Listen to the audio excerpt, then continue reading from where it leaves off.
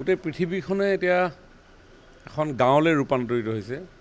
গোটেই পৃথিৱীখনৰ কথা বতৰাবিলাক উপলব্ধ হ'বৰ কাৰণে এতিয়া আৰু বেলেগ কথাৰ কোনো প্ৰয়োজন নাথাকে। আজি বিগত দিনৰ সময় আৰু বৰ্তমানৰ সময় যথেষ্ট পৰিৱৰ্তন হৈছে। বিগত দিনবিলাকত ৰাজনৈতিকভাৱে অসম নৰ্থ ইষ্টক যেনেধৰণে উপেক্ষিত দৃষ্টিৰে চাইছিল, তাৰ ফলশ্ৰুতিত এনেধৰণৰ ভাৱ ধাৰণাৰ সৃষ্টি হৈছিল।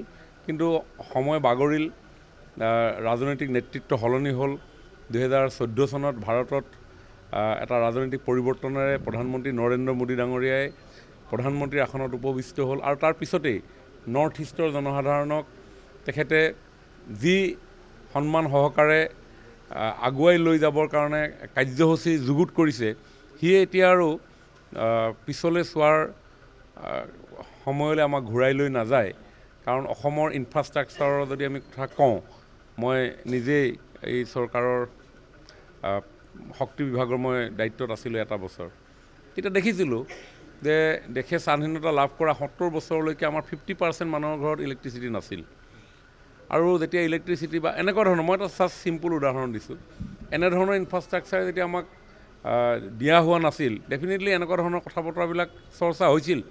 কিন্তু এতিয়া আজি উইদিন 9 years ড্ৰেষ্টিকেলি চেঞ্জ হৈছে। সমগ্ৰ পথ পৰিৱৰ্তন হৈছে। আজি অসমখনত এনেকুৱা জেগা নাই, এনেকুৱা গাঁও নাই, এনেকুৱা মানুহ নাই যাৰ ঘৰত ইলেক্ট্ৰিচিটি নাই।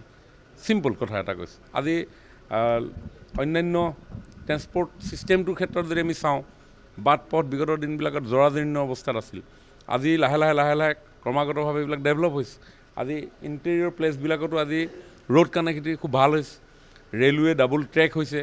ইয়াতে আপোনালোকৰ নিজৰে জিলা, আপোনালোকৰ গোলাঘাট যোগীঘোপাত মাল্টি মডেল লজিষ্টিক পাৰ্ক হৈছে, যাৰ ফলত এই সম্পূৰ্ণ হৈ উঠাৰ পিছত ছাউথ ইষ্ট এছিয়াৰ এটা বিজনেছ হাবলৈ ইয়াতে ৰূপান্তৰিত ঘটিব। গতিকে স্ক'প যথেষ্ট হৈছে। নিউ জেনেৰেশ্যনে আজি ন চিন্তাৰে, ইন'ভেটিভ আইডিয়াৰে আজি ষ্টাৰ্টআপ আৰম্ভ কৰিছে। আজি নতুন যিবিলাক টেলেণ্ট আছে তেওঁলোকক এটা প্লেটফৰ্ম দিয়া গৈছে। ষ্টাৰ্টআপ আৰম্ভ হৈছে, ডিজিটেল ইণ্ডিয়া আৰম্ভ হৈছে, মেক ইন ইণ্ডিয়া আৰম্ভ হৈছে। আজি সৰু এটা কলম পেইন মনত আছেনে আপোনালোকৰ? উইংচাং পেইন আমি চাইনাৰ পৰা আমদানি কৰিব লগা হৈছিল। কিন্তু এতিয়া মেক ইন ইণ্ডিয়া যি শ্লোগান আৰম্ভ হ'ল, এতিয়া প্ৰাইভেট ষ্টাৰ্টআপে ৰকেট পঠিয়াইছে। গতিকে আজি ৱৰ্ল্ডক ভাৰতে লিড কৰাৰ পৰিৱেশ সৃষ্টি হৈছে। সমান্তৰালভাৱে অসমখনেও মাননীয় মুখ্যমন্ত্ৰীৰ নেতৃত্বত আত্মনিৰ্ভৰ অসমৰ এটা বাতাবৰণ ইয়াত সৃষ্টি হৈছে। গতিকে মই ভাবোঁ এনেধৰণৰ কথা বতৰাবিলাকৰ প্ৰাসংগিকতা লাহে লাহে নাইকিয়া হৈ গৈছে আৰু নিউ জেনেৰেশ্যনে প্ৰগতিৰ গতিৰে আমি আগুৱাই যাব লাগিব। এতিয়া আমি ওপৰতে কথা পাতি আছোঁ, অহা কাইলৈ ভূপেনদাৰ মৃত্যু বাৰ্ষিকী।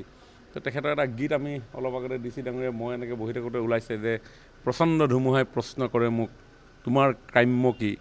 তো এনেধৰণৰ এটা গীত আছে। এইটো গীত যদি আপোনালোকে শুনে তেতিয়া দেখিব যে আমাৰ মানুহৰ মাজত থকা শক্তি, সম্ভাৱনা, আশা আকাংক্ষা এইবিলাক বাস্তৱ ৰূপ দিবৰ কাৰণে যি প্লেটফৰ্মৰ প্ৰয়োজন আছিল, সেই প্লেটফৰ্ম বিগত দিনবিলাকত নথকাৰ কাৰণে এনেকুৱা ধৰণৰ চিন্তা আমাৰ সমাজত আছিলে। কিন্তু আজিৰ তাৰিখত সেই প্লেটফৰ্মবিলাক দিয়া গৈছে।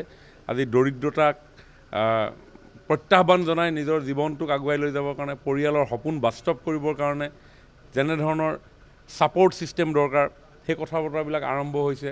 চৰকাৰখনে হৃদয়ৰ লগত মানুহৰ সম্পৰ্ক স্থাপন কৰিবৰ কাৰণে বিচাৰিছে।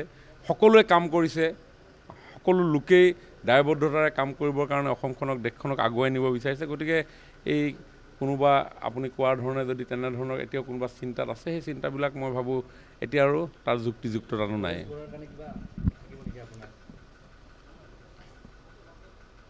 মই কৈছোঁৱে যে সময়ৰ লগত কিছু চিন্তা থাকে আৰু সেই সময়ৰ চিন্তাই কিছু লোকক কিছু কাম কৰিবৰ কাৰণে কিছু কাম কৰিবৰ কাৰণে হয়তো প্ৰেৰণা বুলিয়ে কওঁনে বা বেলেগ শব্দ ইউজেই হয়, সেইটো তেনেধৰণে হয়। কিন্তু যেতিয়া বাতাবৰণবিলাক বদলি হয়, তেতিয়া সময়ৰ লগত সকলো আমি যোৱাটো উচিত। গতিকে আজিৰ প্ৰেক্ষাপটে এনেধৰণৰ কথাই কয়। আজিৰ প্ৰেক্ষাপট মই কৈছোঁ নহয় যে ওৱান নেশ্যন ওৱান আৰ্থ এটা ডেফিনেশ্যন আৰম্ভ হৈছে। ওৱান নেশ্যন ওৱান আৰ্থ, এটাই জাতি এখনেই পৃথিৱী, গ্ল'বেল ভিলেজলৈকে ৰূপান্তৰিত হৈ গ'ল। এতিয়া আমি অংকিত কৰি লোৱা যিবিলাক আমাৰ বাউণ্ডেৰী, সেই বাউণ্ডেৰী পৰিধি আমি অতিক্ৰম কৰিব পৰা কেপাচিটি আমাৰ হাতত আছে আজি ভাৰতবৰ্ষৰ বিল' 35 ইয়াৰ্ছৰ পপুলেশ্যন হৈ গ'ল 65%। য়ং ইণ্ডিয়াৰ আমাৰ দেশ গতিকে এই য়ং ইণ্ডিয়াৰ দেশৰ মাজত থকা যিটো প্ৰাচুৰ্যতা এই প্ৰাচুৰ্যতা আমি যদি পজিটিভলি আমি আগুৱাই লৈ যাওঁ তাত আমি নোপোৱা বস্তুবিলাক যিবিলাকৰ কাৰণে আমি হয়তো কেতিয়াবা হতাশাত ভুগিছিলোঁ কিন্তু সেইকাৰণে কৈছোঁ যে এতিয়া দিন পৰিৱৰ্তন হৈছে ছিষ্টেম বদলি হৈছে ধাৰণাবিলাক চেঞ্জ হৈছে চিন্তাবিলাক বাস্তৱমুখী হৈছে আৰু সেইকাৰণে সেই বাস্তৱমুখী চিন্তাৰে যদি আমি আগুৱাই যাওঁ এখন ষ্ট্ৰেংথফুল ছ'চাইটি আমি পাবৰ কাৰণে সক্ষম হ'ম।